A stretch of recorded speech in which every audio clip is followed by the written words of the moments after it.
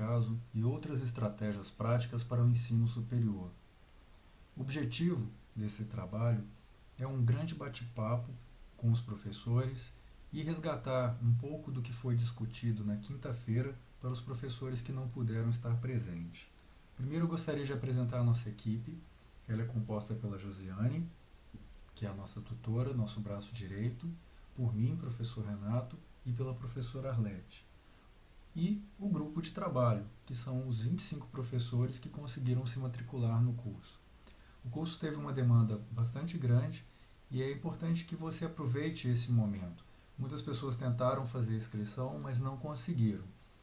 Para que a gente possa ter uma ideia de quem é o nosso grupo de trabalho, a nossa equipe ela é bem heterogênea e ela é composta por várias áreas de conhecimento, o que mostra como o estudo de caso pode ser aplicado em diversas áreas. O interesse por diversas áreas já demonstra que a facilidade da aplicação do método. Ele não é um método muito complicado, nem exige muito do professor, mas em contrapartida traz um crescimento muito grande para o aluno. Por falar em crescimento, em estudo, como é que a gente consegue ver o nosso ensino? A gente sempre diz que se prepara para um ensino do futuro. O problema é que o futuro já chegou. Nós continuamos com os mesmos métodos, com as mesmas técnicas, enquanto que os nossos alunos muitas vezes trazem smartphones, tablets, conexão com a internet, e não é raro nós estarmos dando uma matéria ou um tópico da matéria e o aluno chegar e dizer: professor, isso que o senhor está falando, eu acabei de olhar aqui e houve uma mudança. Como a gente vai então encarar essa mudança? Como que a gente vai se preparar para receber esse futuro que já chegou, que já está aí e que tem uma demanda crescente, muitas vezes da nossa atenção, e muitas vezes a gente se sente incapaz de atingir. Bom, a gente pode começar então o nosso trabalho falando um pouco de estudo de caso.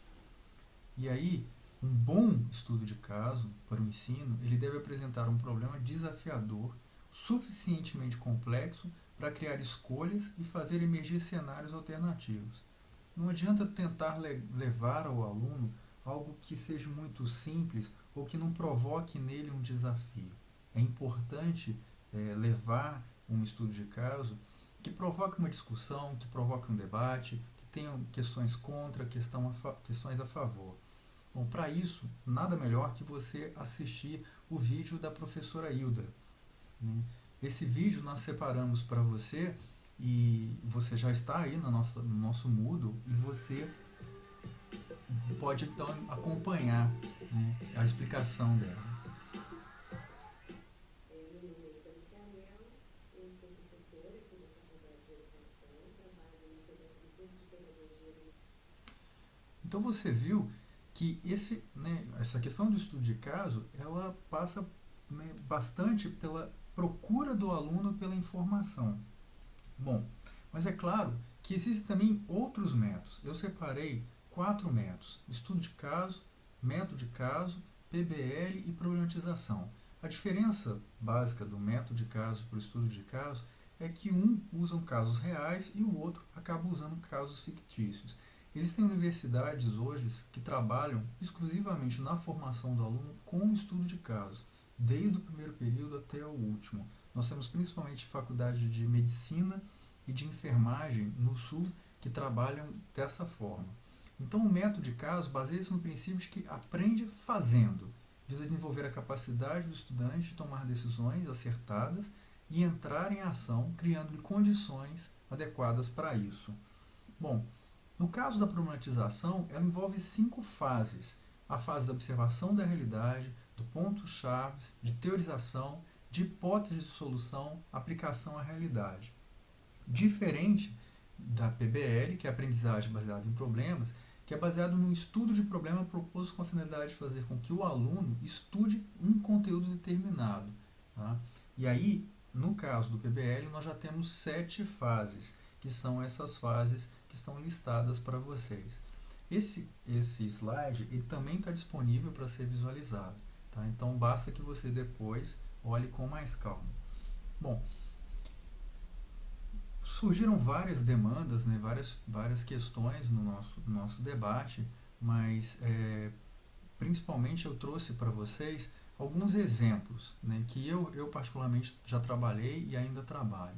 Então eu trouxe um exemplo de estudo de caso que foi aplicado numa disciplina de um curso de nutrição, e aí o aluno tinha que fazer todo o relato desse estudo de caso, foi feito num hospital, né?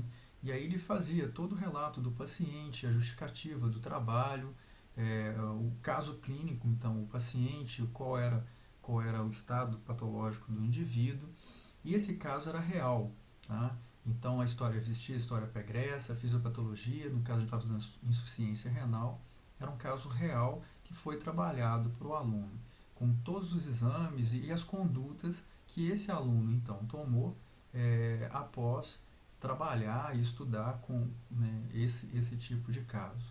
Bom, uma outra forma de se estudar, né, de se fazer o trabalho com o aluno, seria então através, né, da PBL, onde foi feito um trabalho com o aluno, através né, de um estudo onde eu dava os sintomas da doença, né, e aí ele teria então que encontrar a razão dessa doença.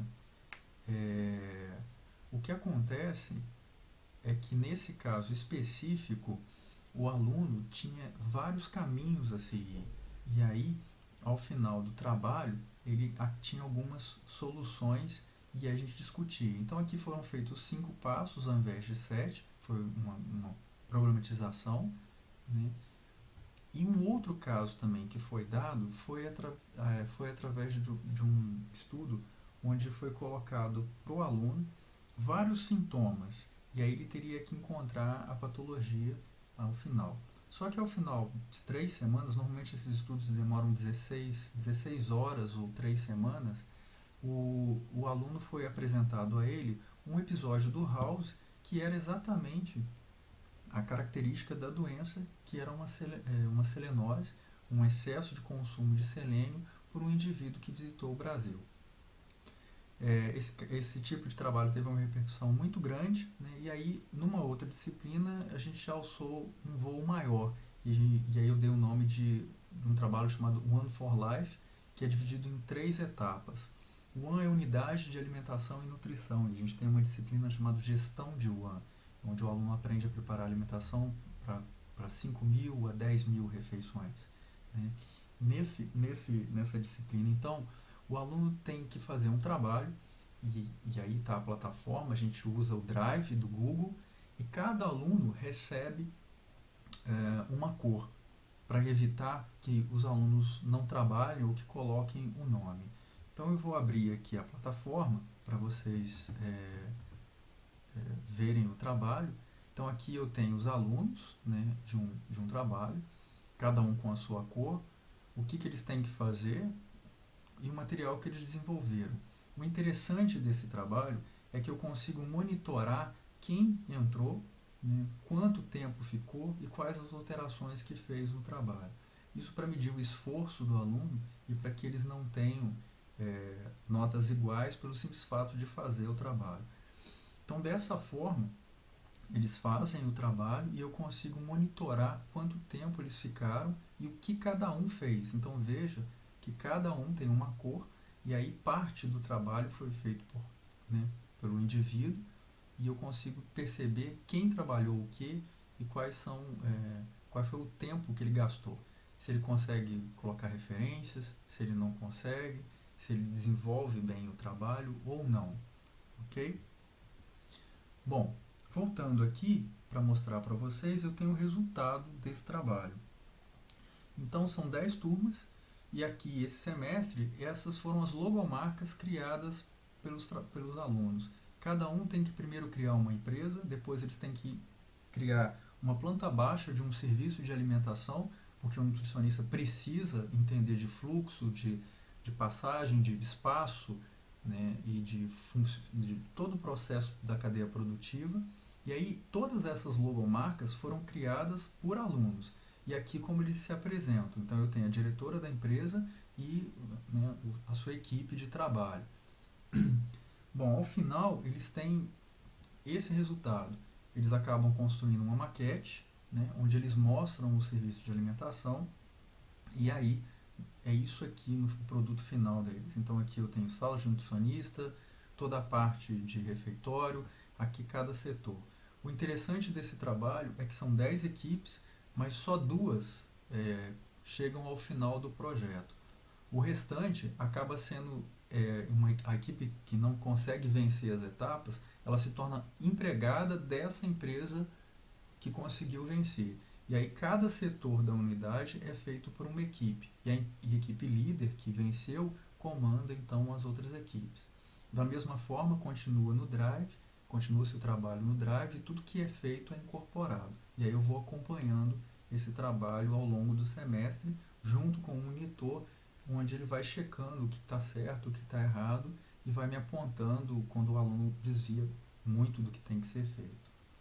Bom, depois da apresentação desses slides, só para ilustrar, houve um debate e nós ficamos, ao invés de 1 hora, ficamos 2 horas e meia. Nós começamos às 5 horas, terminamos às 7h30, era para acabar às 6, mas o debate foi bastante produtivo. E aí falamos do cronograma. Então, qual é a proposta do nosso debate sobre estudo de caso? Nós tivemos um encontro presencial, que foi quinta-feira.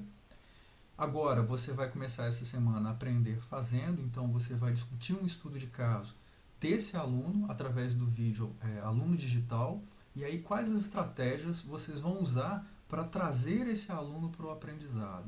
Depois vocês vão fazer uma elaboração prática, vocês vão fazer um estudo de caso para a disciplina de vocês, cada um. No primeiro momento, isso é em grupo, né? O aprender fazendo é em grupo. Depois, a elaboração prática pode ser individual ou professores que têm a mesma afinidade podem fazer em grupo. E a gente vai ter um encontro final, onde vocês vão apresentar qual foram as expectativas e as conclusões sobre o método. O processo de avaliação é um acompanhamento da participação e a realização das atividades propostas em grupo ou individual. Bom, então assim começa o nosso caso e a nossa história e o nosso aprendizado. Eu espero que seja produtivo para vocês e estou à disposição para o que for necessário.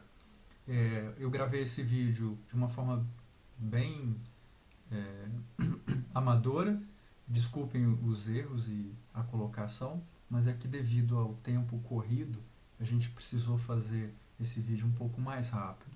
Mas qualquer dúvida que você tiver, é só procurar a minha, Josiane ou Arlete. Um bom trabalho para todos.